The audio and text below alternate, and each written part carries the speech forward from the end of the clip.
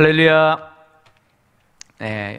영상으로 또 금요기도에 참여하는 우리 성도님들 주님의 이름으로 환영하고, 또 비록 가정에서 영상으로 기도회에 참여하시지만 우리와 함께 하시는 주님이 우리의 기도를 들으시고, 또 우리가 처한 이 불편한 환경을 속히 끝내시고 교회가 함께 모여서 하나님 앞에 기도할 수 있는 그런 시간이 속히 올 수 있도록 도와주시기를 또 함께 기도하고, 어느 때보다도 지금 상황이 굉장히 어렵습니다. 또 우리 성도님들 너무나 잘 아시다시피 대사회적으로 교회가 굉장히 또 어려움에 처해 있습니다. 오늘 김포에서 확진자가 6명이 나왔는데, 김포에서 이렇게 한꺼번에 하루에 6명의 확진자가 나온 것은 또 처음인 것 같아요. 그만큼 지금 코로나 확산 상태가 상당히 위험한 상황이라는 것을 느낍니다.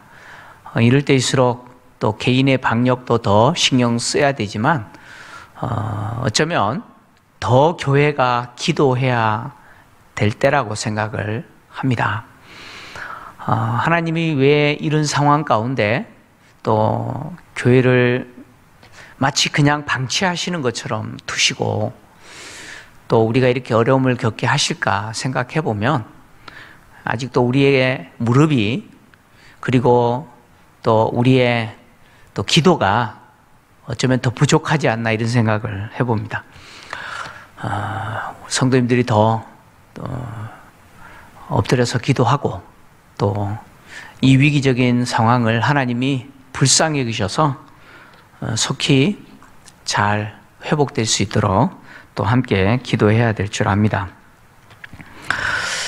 본문의 내용은 이제 압살롬이 다윗 왕, 아버지 다윗 왕에 대해서 이 반역을 준비하는 내용입니다. 다윗이 밧세바와 저지른 불륜 사건은 결국 다윗의 인생에 있어서 참 비극적인 고통을 겪게 만듭니다. 앞에서 있었던 사건을 좀 정리하면, 다윗의 큰 아들이죠. 첫째 아들인 암논이 셋째 아들인 압살롬의 여동생인 다말을 성폭행하고, 또 그로 인해서 압살롬이 암논을 살해하여서 복수하게 되고, 또 압살롬이 그 일로 인해서 그슬로 도피하여서 3년 동안 망명 생활을 했고, 그리고 요압의 계책으로 예루살렘으로 돌아왔지만 그럼에도 불구하고 2년 동안이나 아버지를 만나지 못하고 간신히 아버지를 만나 형식적인 화해를 했지만, 이 모든 일들은 사실 다윗이 저지른 밧세바와의 불륜 사건이 근거가 됩니다. 하나님은 나단 선지자를 통해서 이 다윗에게 영원히 칼이 너희 집안을 떠나지 않을 것이다, 칼이 다윗의 집을 떠나지 않을 것이다 라고 선언하셨고, 또 재앙을 일으키실 거다라고 말씀하셨죠. 하나님의 말씀대로 칼이 다윗의 집을 떠나지 않습니다. 살인사건이 일어났고요, 또 성폭행하고 형제간의 살육이 일어나는 이런 재앙이 다윗의 집에 휘몰아쳤습니다. 뿐만 아니라 나단 선지자를 통해서 선언했던 다윗의 아내를 백주의 이웃에게 주시겠다라고 하신 약속대로 이제 백주의 다윗의 아내가 이웃에게 성폭행당하는, 다시 말하면 하나님이 이웃에게 주시겠다라고 하신 그 말씀이 이루어지는, 성취가 되는 준비가 이제 지금부터 진행됩니다. 하나님이 말씀하신 다윗의 아내를 백주의 이웃에게 주겠다라고 하신 이 약속 말씀대로 그 이웃이 누구냐?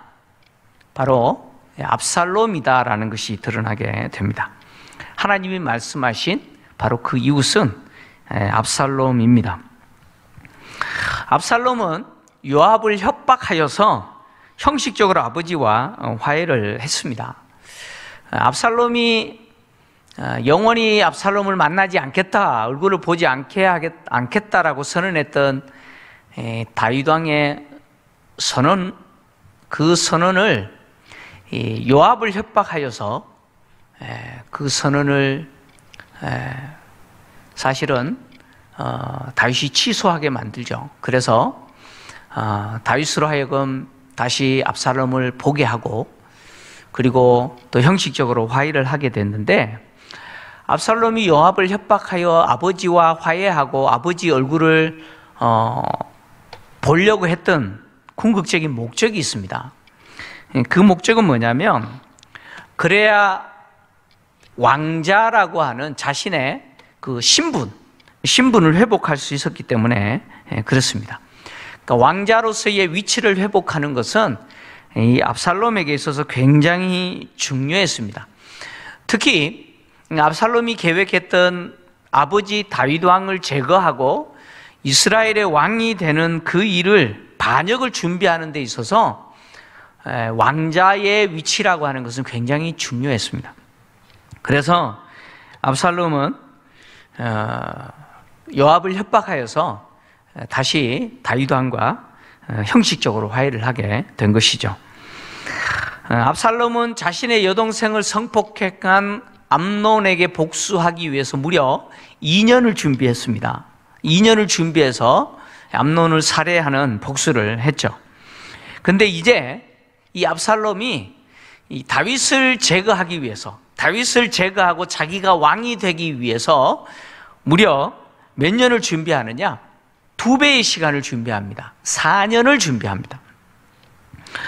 압살롬의 외모는 앞에서 우리가 살펴봤던 것처럼 이스라엘 모든 사람이 칭찬할 정도로 탁월했습니다.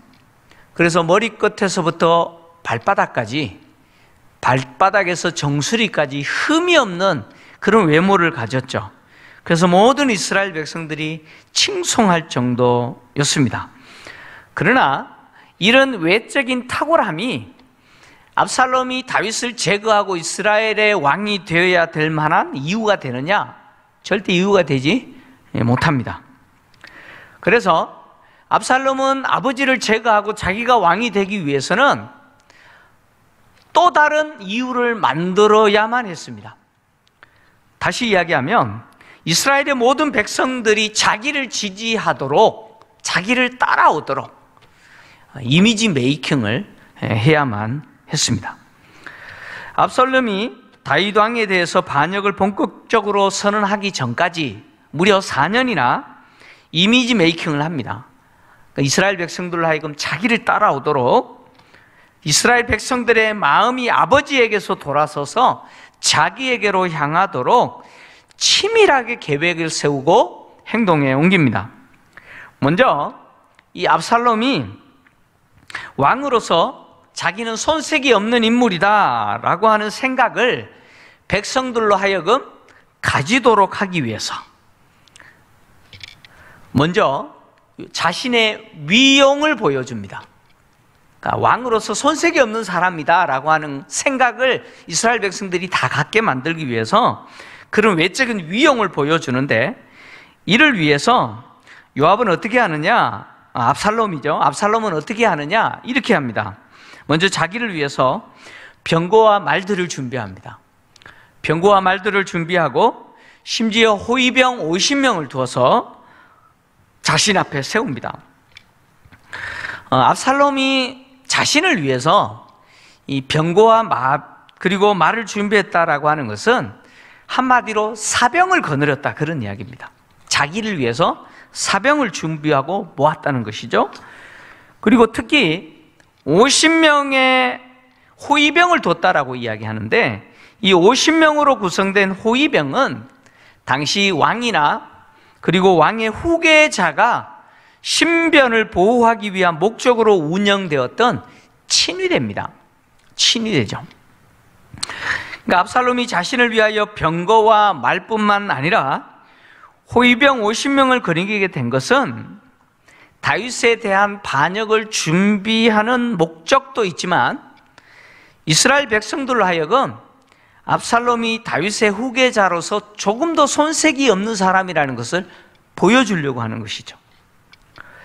그래서 압살롬이 어디로 가든지 말을 탈죠. 그리고 자신이 고용한 50명의 호위 병사들이 자신을 호위합니다. 그러니까 이스라엘 백성들이 봤을 때 얼마나 대단했겠습니까? 이를 본 예루살렘 사람들은 이 압살롬의 위용을 보면서 야, 역시 압살롬은 아버지 뒤를 이어서 왕이 될 만한 충분한 자격이 있다, 이렇게 생각했을 겁니다. 그러니까 압살롬은 스스로 자기가 다윗의 후계자로서 왕인 것처럼 행세하는 것이죠. 그 호위병 50명을 거느린다는 것은 거의 왕의 수준이죠. 네. 마치 자기가 왕인 것처럼 행세를 하는 것이죠.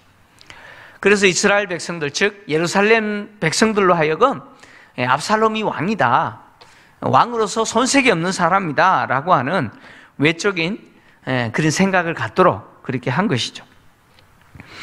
두 번째 압살롬이 진행했던 이미지 메이킹은 아버지의 재판에 나가는 사람들, 즉 아버지에게 송사하러 가는 사람들에게 자기가 호의를 베풀어서 그 사람들을 자기 사람으로 만드는 것이었습니다. 압살롬은 이를 위해서 아침 일찍 일어나서 성문 길 곁에 서서 왕의 재판자리, 즉 다윗 왕에게 송사하러 가는 사람을 만납니다. 여기 성문 길 곁이라고 하는 것은 왕의 재판자리로 가는 길목이겠죠. 이 길목에서 왕에게 재판하려고 하는 사람들을 만납니다. 특히 왕에게 송사하는 사람들을 만나려고 했는데, 당시 왕의 재판자리에서 다루게 될 송사의 내용은 흔히 일반적인 재판의 내용이 아닙니다. 왕에게 송사하는 재판 사건은 일반적인 어떤 송사의 내용이 아니라 이것은 국가에 대한 불만적 내용을 송사하는 것입니다. 다시 말하면 왕과 관련해서 억울함을 호소하는 그런 재판을 이야기합니다. 예를 들면 군사적인 의무나 세금 문제나, 요즘 우리나라도 심각하잖아요. 이 세금 문제나 아니면 강제 노역 문제와 같은 어떤 왕의 권리와 관련되어서 왕에게 호소하는, 억울함을 호소하는 그런 재판, 그 재판을 하기 위해서 왕에게 가는 사람들을 이 압살롬이 만났다, 그런 이야기입니다. 그러니까 일반적인 송사의 내용이 아니라는 이유는 뭐냐면, 일반적인 송사를 왕이 재판할 때 그 재판에는 고소인도 있어야 되지만 반드시 피고소인도 있어야 돼요. 고소하는 사람도 있고 변론하는 사람도 있어서 왕이 양쪽 이야기를 다 듣고 판결을 해야 됩니다. 그런데 본문에 등장하는 이 송사하는 사람은 피고소인이 없어요. 그냥 송사하는 사람뿐입니다. 이것은 상대가 누구냐? 왕입니다. 왕이고 또 국가입니다. 그러니까 국가에 대해서 하소연하는 것이죠. 그래서 세금 문제나 아니면 강제 노동이나 아니면 또 여기 나온 것처럼 군사적인 어떤 의무나 이런 것들이죠. 국가와 관련되어서 억울한 그것에 대해서 송사하는 것이죠. 그런데 이런 사람들을 압살롬이 만나는 거죠. 압살롬은 의도적으로 국가에 대해서 불만을 가진 사람들을 만나서 그들에게 호의를 베풀어줘요. 호의를 베풀면서 그들의 마음을 얻는 것이죠. 압살롬이 마치 자기들 편이라고 생각하게 만들죠. 압살롬은 아침 일찍 성문 곁에서 재판장으로 가는 사람들을 만나서 어느 지파 사람인지 확인해요. 그리고 무슨 일로 가는지 자세하게 묻습니다. 그리고 그 송사의 내용을 듣고는 뭐라고 이야기하느냐? 네가 옳다 이렇게 이야기해줘요. 그러니까 국가에 대해서 불만이 갖고 있는데 국가가 옳은 것이 아니라, 왕이 옳은 게 아니라 네가 옳다 이렇게 선언을 해줘요. 선언을 해주면서 하는 말이, 네가 왕의 재판 자리로 가지만 왕은 너의 송사를 들어줄 재판관을 세우지 않았다 이렇게 이야기합니다. 압살롬은요, 전략적으로 국가에 대해 불만을 갖고 있는 사람에게 그 불만을 갖고 있는 사람이 옳다라고 인정을 해줘요. 그 사람을 지지해 주는 거죠. 나도 네 편이다라고 해주는 것이죠. 그러면서 네가 이 문제를 갖고 왕에게 가서 재판을 하더라도 왕이 이 재판을, 너의 송사를 들어줄 재판관을 세우지 않았다 이렇게 말해주는 거예요. 이것은 뭘 이야기하냐? 그러니까 압살롬이 왕이 너의 송사를 들어줄 재판관을 세우지 않았다라고 하는 이 말은 두 가지 의미가 있다고 볼 수가 있습니다. 실제로 압살롬이 말했던 이 말대로 문자 그대로 당시 다윗 왕이 어떤 국가나 왕에 대해서 불만을 제기하고 어떤 송사를 담당할 재판관을 임명하지 않았다, 세우지 않았다라고 볼 수도 있어요. 왜냐하면 실제로 다윗 통치 말기에 다윗이 국가 시스템을 정비하면서 많은 요직의 사람들을 세워요. 많은 어떤 통치 말기에 각 직책의 사람들을 세울 때 그 직책의 사람들의 이름이 기록되어 있는데 자세히 보면, 나중에 보겠습니다만은 없어요. 어떤 사람이 없냐면 재판을 담당할 사람이 없어요. 뭐 찬양하는 사람도 세우고요, 뭐 심지어 문지기도 세우고 뭐 그래요. 다 합니다. 그럼에도 불구하고 재판을 담당할 재판관을 세우지는 않았습니다. 그래서 이 압살롬의 말처럼 이 송사를 들어줄 만한 재판관이 없다, 실제로 세우지 않았다 이렇게 볼 수도 있고요. 또 압살롬의 이 말은 무슨 의미로 받아들일 수 있냐면, 네가 이 문제 갖고 왕 앞에 가서 재판을 해도 왕은 너의 그 입장 들어주지 않는다. 다시 말하면 네 입장을 아무리 이야기해도 이거 못 이긴다, 왕 앞에 가서 재판해봐야 너 100% 진다 이렇게 말했다는 거예요. 그러니까 네가 왕 앞에 가서 재판해봐야 이 문제 해결되지 않는다라고 말했다는 거예요. 그러니까 지금 아침 일찍 왕의 재판에 가서 자기의 억울함을 호소하면서 뭔가 해결하려고 가는 이 사람에게 압살롬이 그렇게 이야기하는 거죠. 가봐야 소용없다. 왕 앞에 가서 재판해봐야 왕이 너의 입장 들어주지 않는다라고 이야기하는 거예요. 한번 생각해 보세요. 지금 왕 앞에 송사하러 가는 사람이 점심 먹고 느직하게 가는 게 아니에요. 언제 가요?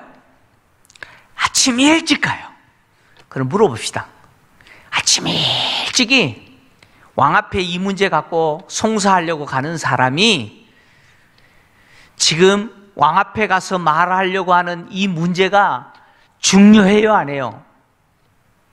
중요해요, 안 해요? 네, 중요하겠죠.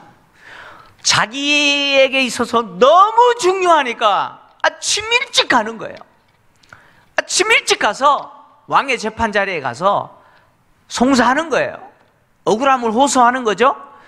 이렇게 자기에게 있어서 중요한 문제를 가지고 왕 앞에 가는데 압살롬이 이렇게 이야기하는 거예요. 그거 가지고 가서 이야기해봐요? 소용없다는 거예요. 왕은 너의 이야기 들어주지 않을 것이다. 그 문제 해결되지 않을 것이다. 이렇게 이야기하는 거예요. 그러면 이 사람 입장에서 어떤 생각이 들까요? 자기 인생에 있어서 너무 중요한 문제인데 해결되지 않는데요. 지금 압살롬이 그렇게 이야기해 주는 거예요. 그러면서 압살롬이 앞에서 이야기했잖아요. 네가 옳다라고 이야기했잖아요. 네가 옳음에도 불구하고 왕 앞에 가봐야 해결 안 된다 이야기하잖아요. 그렇게 중요한 문제 갖고 가는데. 그러면서 이 4절을 보면 압살롬이 이렇게 이야기해요. 뭐라고 이야기하느냐?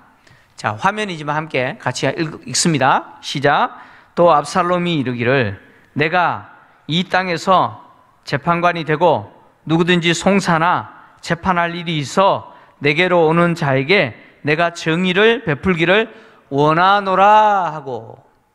압살롬이 뭐라고 이야기해요? 왕 앞에 가서 재판했을 때는 절대 이루어지지 않는다라고 이야기하면서 자기가 재판하면 어떤다고요? 이루어질 거라고 이야기합니다. 내가 이 땅에서 재판관이 되고 누구든지 송사나 재판할 일이 있어서 왕에게 가는 게 아니에요. 자기에게 오면 자기는 어떻게 하느냐? 정의로 재판하겠다는 거예요. 들어주겠다는 거예요. 그러니까 아침 일찍 자기 인생에서 너무 중요한 문제 갖고 왕에게 가는 사람에게 압살롬이 왕에게 가봐야 소용없다, 절대 재판에서 이기지 못한다, 왕은 너의 문제 들어주지 않는다 이렇게 말하면서 내가 재판관이라면 너의 문제 해결해 주겠다 이렇게 말하잖아요. 그러면 이 압살롬의 이야기를 듣는 사람은 어떻게 생각을 할까요? 당연히 압살롬 편에 설 수밖에 없겠죠. 그래서 압살롬이 한 사람 한 사람 만나서 그 사람들의 마음이 자기에게로 향하도록 만듭니다. 압살롬은 다윗 왕에게로 가는 사람들에게 다윗 왕은 너의 문제를 들어주지 않을 것이다 라고 말을 하면서 자기가 재판장이 되면 들어줄 거다 이렇게 이야기하죠. 이거 두 가지를 이야기합니다. 한 가지는 뭐냐? 다윗 왕의 재판은 정의가 아니다 라고 이야기하는 거죠. 다윗 왕의 재판은 정의가 아니다. 왜냐? 네가 옳은데 너의 이야기를 들어주지 않는다는 거잖아요. 다윗 왕의 재판은 정의가 아니다.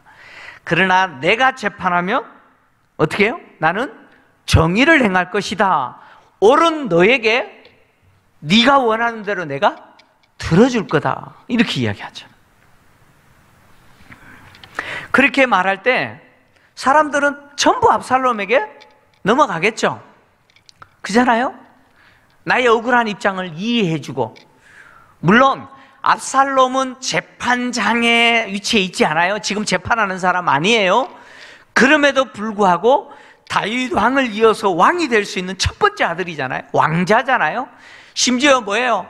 호위병 50명까지 거느리고 다니는 대단한 사람 아니에요? 그런 압살롬이 자기의 억울한 마음을 이해해주고 자기가 재판하면 들어주겠다는 거예요. 그러니까 사람들이 압살롬에게 넘어갈 수밖에 없죠. 그래서 자기 억울한 입장을 이해해주고 자기가 재판하면 들어주겠다라고 말하는 압살롬에게 이 국가를 통해서 왕에게 억울한 일을 당했던, 국가에 억울한 일을 당했던 이 사람들이 압살롬에게 고마워서 어떻게 하겠어요? 절을 하겠죠. 그죠? 절을 하면 압살롬이 그렇게 절을 하려고 하는 사람을 잡아요. 잡아요. 왜요? 절을 하지 못하게 하는 거죠. 그러면서 입맞춤을 합니다. 당시 왕족은요, 일반 평민들이나 귀족이나 왕이나 왕자 앞에서 절을 하잖아요. 경의를 표합니다. 그런데 자기 앞에서 엎드려 절을 하는 것을 사실 즐겼어요. 즐겼어요. 근데 압살롬은 어떻게 하느냐? 절을 하는 것을 절도 못하게 해요. 뭐 그런 거 하냐고. 손을 내밀어서 붙잡아서 절을 못하게 하고 대신 뭐예요? 입맞춤 하잖아요. 아주 친밀함을 과시합니다. 그러니까 사람들이 압살롬을 보면 어때요? 와, 이 사람 댐댐이도 좋네. 다른 왕족들은 자신들이 절을 하면 그거 즐기는데, 절을 안 하면 왜 인사 안 하냐고 그러는데, 압살롬은 도리어 뭐예요?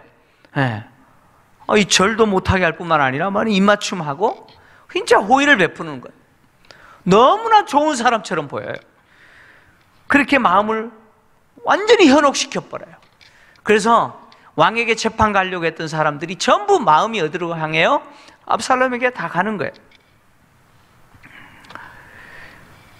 국가에 대해서 불만이 가득했던 사람들이 왕에게 송사하려고 가다가 이 압살롬을 만나게 되면 전부 압살롬에게 마음이 빼앗겨 버렸어요. 자기 문제를 자기가 왕이 되면 해결해 주겠다 그러잖아요. 자기가 왕이 되면, 자기가 왕이 된 재판관이 된다라고 하는 말은 자기가 왕이 되어 재판 자리에 앉게 되면 이런 뜻이잖아요. 자기가 왕이 되면 문제 해결해 주겠다는 거예요. 심지어 자기가 절을 하는 것도 받지 않겠다 그러고 막 입맞춤하고, 그러니까 사람들이 넘어가는 거죠. 그러나 성경은 이런 압살롬의 행위에 대해서 선한 의도에서 나온 것이 아니라고 분명히 이야기합니다. 그래서 성경을 기록한 저자는 이런 압살롬의 행위에 대해서 뭐라고 표현했느냐? 마음을 훔쳤다 이렇게 표현했죠. 오늘 6절입니다. 6절을 보시면 저자가 이렇게 기록하고 있어요. 이스라엘 무리 중에 왕께 재판을 청하러 오는 자들마다 압살롬의 행함이 이와 같아서 이스라엘 사람의 마음을 압살롬이 훔치니라. 이 훔치다라고 하는 이 단어는 10계명 가운데 도적질하지 마라 라고 하는 개념이 있죠. 똑같은 단어입니다. 도덕질하는 거죠. 도적질하는 거죠. 마음을 도적질하는 거죠. 오늘날 한국 사회를 보면 참 이런 정치인들이 참 많잖아요.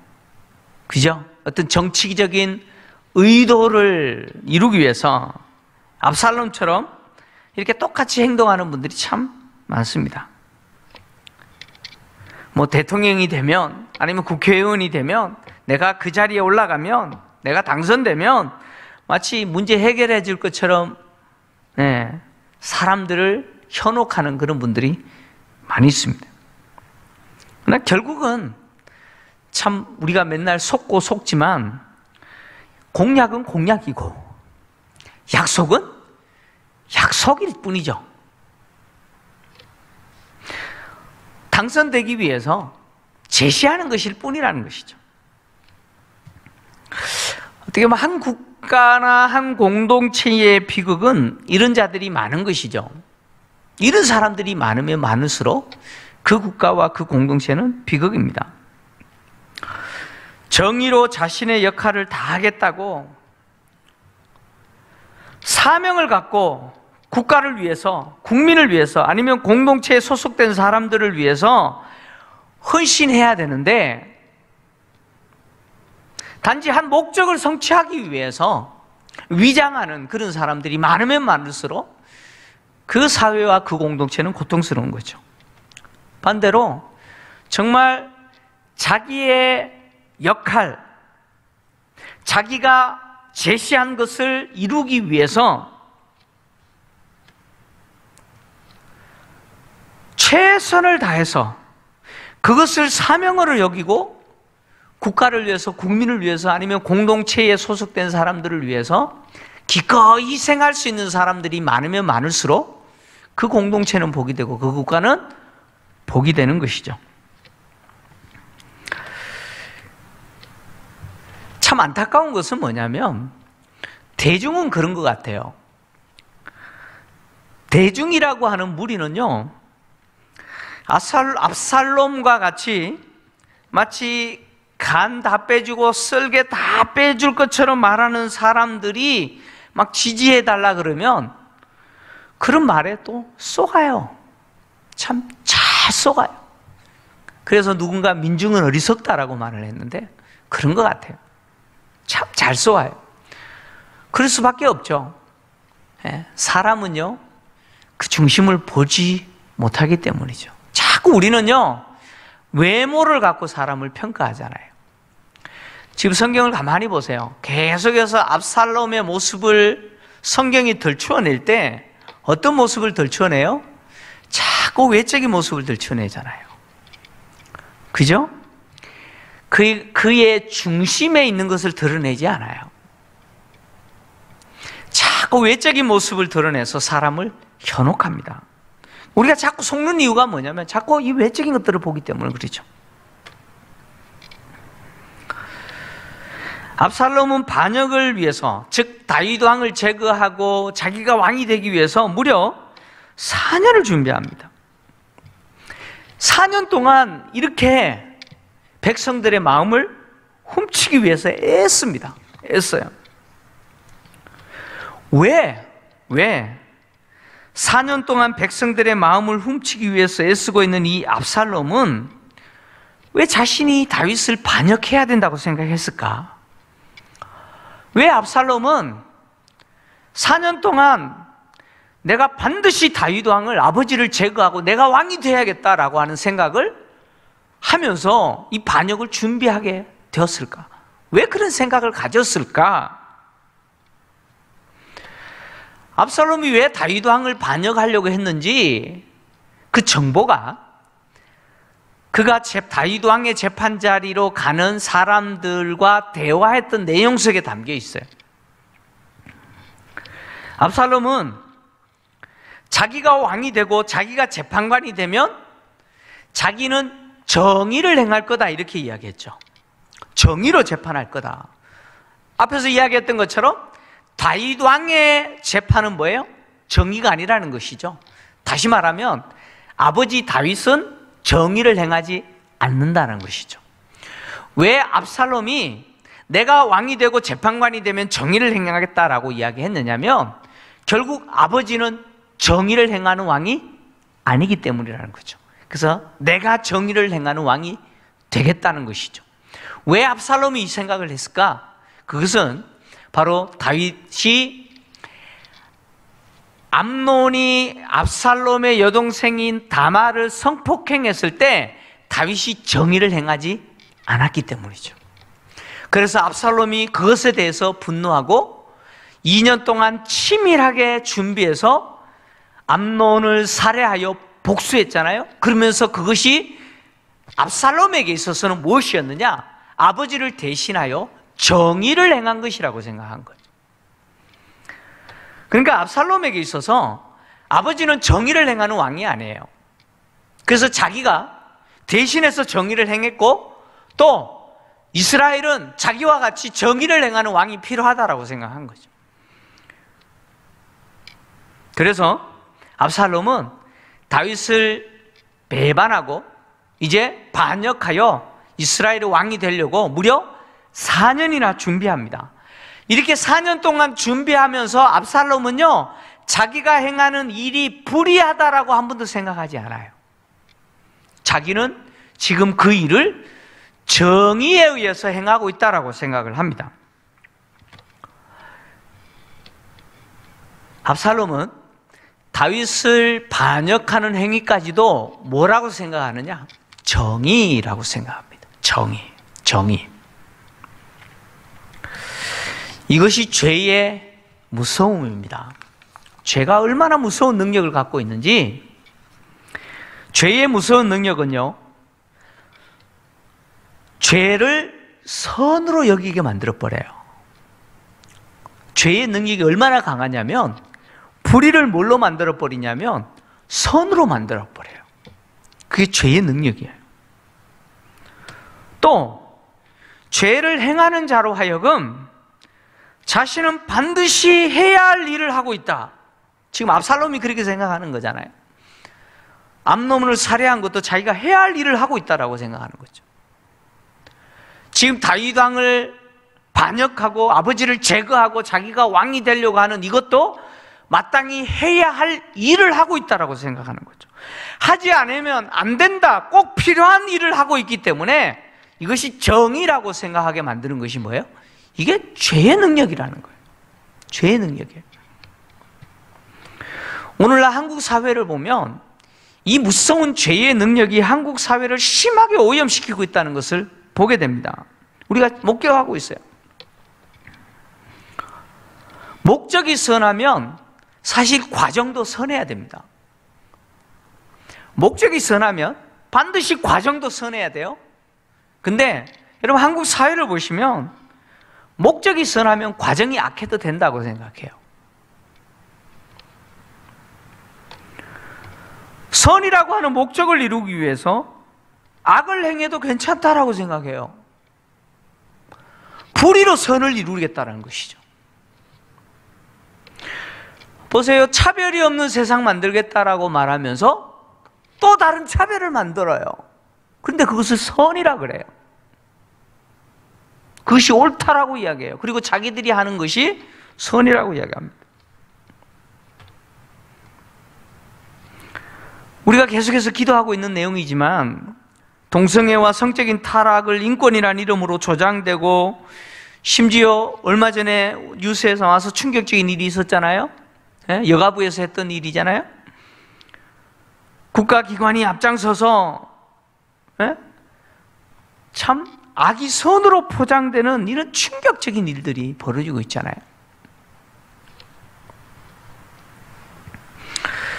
우리는 어느 때보다 국가를 위해서 기도해야 합니다. 특히 통치자들이 거짓으로 국민의 마음을 훔치는 자들이 되지 않도록 기도해야 됩니다. 통치자들이 하나님의 정의를 실행하는 자들로 하나님 앞에 쓰임받는 도구가 되도록 우리는 기도해야 합니다. 어느 때보다도 지금 기도해야 됩니다. 그리고요, 지금 교회는 무엇보다도 교회를 위해서 기도해야 돼요. 교회 자신을 위해서 기도해야 됩니다. 오늘날 세상이 교회에 대해서 분노하는 이유가 여러 가지일 거예요. 그것을 우리는 생각해야 됩니다. 왜 세상이 교회에 대해서 분노하는가? 교회의 존재 목적은 오직 예수죠. 교회의 존재 목적은 오직 예수입니다. 거짓이 난무하고 불의가 가득한 세상에서 지친 영혼들이 교회를 통해서 진리를 만나고 예수를 만나야 되는데, 이것을 위해서 교회가 세상에 존재하는데, 주님이 교회를 세상에 두신 목적은 세상에서 지친 영혼들, 진리가 없어서, 생수가 없어서 목마르고 가란 영혼들이 교회를 통해서 진리를, 예수를 만나고 생명을 얻고 다시 살아나는 그 복을 누리도록 하시기 위해서 교회를 세상에 두셨는데, 근데 교회가 세상 속에서 이 역할을 잘 감당했는지 우리가 생각을 해야 된다는 겁니다. 이 질문을 해야 돼요. 우리는 그 역할을 잘 감당하고 있는가? 세상이 보수와 진보로 갈라져 다툴 때, 여러분 안타까운 것은 뭡니까? 교회마저 보수와 진보로 나눠져서 세상 정치와 이념에 함몰되어 흔들리고 있는 모습 보잖아요. 왜 교회가 세상에 대해서 지금 이렇게 지금 비난을 받고 있습니까? 그리스도인들이 예수님의 가르침을 따르는 것, 예수님을 닮는 것, 예수님이 말씀하신 것을 지켜 행하는 것을 목숨 걸어야 되는데, 그것에 목숨 걸어야 되는데 예수가 아닌 것, 비본질을 지키기 위해서 혹시 목숨을 걸고 있지는 않는지, 성도된 우리가 성도로 살고 있는지, 세상처럼 죄의 능력에 사로잡혀서 붙잡지 말아야 될 것들을 붙잡고 살아가고 있지는 않는지 우리가 우리 자신을 보아야 됩니다. 교회 역시 세상에 대해서 진리를 보여주는 것이 아니라 거짓을 보여주면서 마치 진리를 보여주고 있는 것처럼 그렇게 하고 있지는 않는지 우리를 봐야 돼요. 내가 성도인데 세상 사람들 앞에 성도로서의 참모습을 보여줘야 되는데 그런 모습을 보여주지 못하면서 마치 성도인 것처럼 하고 있지는 않는지.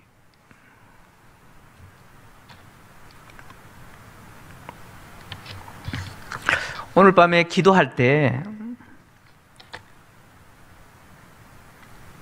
비록 영상으로 가정에서 이 기도에 참여하고 계시지만 성도님들이 자신과 한국 교회 그리고 우리 교회도 마찬가지죠. 잠잠히 우리를 되돌아봐야 됩니다. 우리가 잃어버린 것이 뭔가? 내가 이 신앙생활을 하면서 잃어버린 것이 뭔가? 내가 세상 사람들 앞에서 어떤 모습을 보여주고 있는가? 마치 죄의 능력에 사로잡혀서 거짓이 선이 되고 불의가 의가 되는, 목적이 선하기 때문에 악을 행하였어도 그 선한 목적을 이루어야 된다라고 생각하는 그 거짓된 세상의 논리와 방식에 내가 그대로 따라가고 있지는 않는지, 내가 예수를 붙잡아야 되는데 내가 붙들고 있는 것은 과연 예수님인가? 우리는 우리 자신에게 한번 물어봐야 돼요.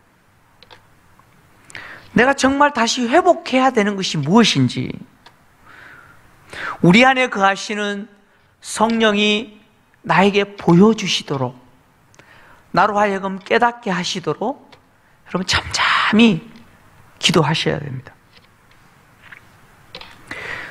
서두에서 말씀드렸던 것처럼 지금 한국 교회는요, 큰 어려움에 처했습니다. 생각보다 심각한 위기에 처해 있습니다. 그러나 이것은 어떻게 보면 우리에게 있어서 위기지만 하나님이 우리에게 주신 기회가 될 수 있다고 저는 생각합니다. 우리가 잃어버린 것이 무엇인지 다시 확인하고, 내가 예수 그리스도를 다시 붙들게 되고, 내가 성도로서, 교회로서 세상 속에 우리가 보여줘야 될 그 모습을 정말 회복한다면 주님은 우리에게 다시 한번 기회를 주실 겁니다. 다시 교회가 회복될 수 있는 기회를 주실 것이고요, 이전의 방식이 아니라 전혀 다른 방식으로 교회가 세상에 대해서 교회로서의 역할을 할 수 있도록 은혜를 베풀어 주시리라 생각합니다. 이 마음을 갖고 함께 또 우리 찬양하면서 하나님 앞에 간절하게 우리 자신을 정말 애통해 하면서 기도하는 시간 갖기를 원합니다.